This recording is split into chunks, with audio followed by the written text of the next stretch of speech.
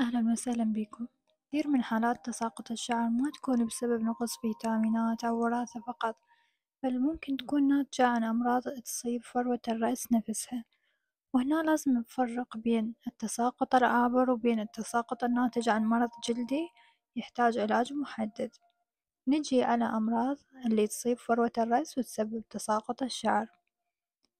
الشائعة منها هي التهاب فروة الرأس الفطري القوباء الحلقية.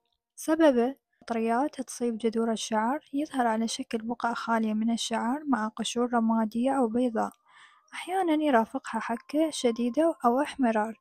في الحالات المتقدمة يسبب تدمير دائم لبويصلات الشعر إذا لم تعالج بوقت مبكر. العلاج عادة ما يكون مضادات فطرية فموية وشامبو طبي مضاد للفطريات.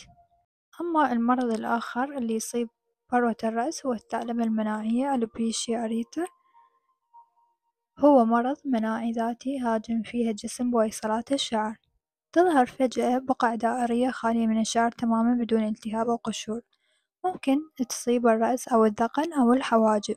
العلاج عادة ما يكون كورتيزون موضعي أو حقن داخل الجلد مع أدوية محفزة لنمو الشعر تحت إشراف الطبيب. المرض الثالث هو التهاب الجلد الدهني، هو من أكثر الحالات شيوعًا، يسبب قشرة دهنية صفراء وحكة مستمرة خصوصًا عند فروة الرأس الدهنية. الالتهاب المستمر يضعف البويصلات ويسبب تساقط شعر متزايد. العلاج عادة ما يكون شامبوهات طبية تحتوي على الكيتوكونازول وزائد مضادات التهابية موضعية أو زنك بيريثيون. أما المرض الآخر اللي يصيب فروة الرأس هو الصدفية الجلدية، هي مرض مزمن مناعي يسبب قشور سميكة بيضاء مائلة للفضي مع احمرار في الجلد.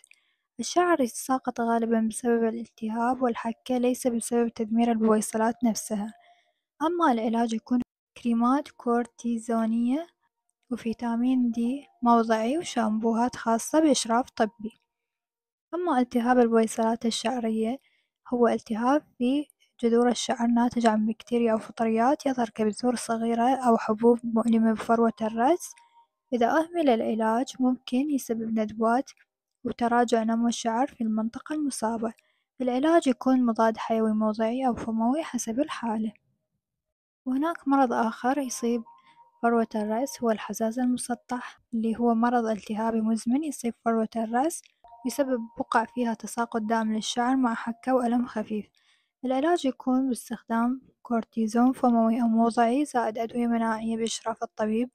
أما المرض الآخر اللي يصيب فروة الرأس ويسبب تساقط بالشعر هو الذئبة الجلدية، اللي هو مرض مناعي نادر يسبب بقع حمراء متقشرة على فروة الرأس ويؤدي إلى تساقط دائم في الشعر بسبب تندب فروة الرأس. والعلاج عادة ما يكون كورتيزون وواقي شمس وأدوية مناعية يحددها الطبيب. ليس كل تساقط يعني مرض جلدي، لكن في حال وجود حكة قشرة أو ألم أو بقع فارغة في فروة الرأس، هاي علامات قوية على أنه التساقط ناتج عن مرض جلدي ويحتاج فحص مباشر من قبل الطبيب. شكرا لاستماعكم، وأشوفكم بالفيديوهات القادمة.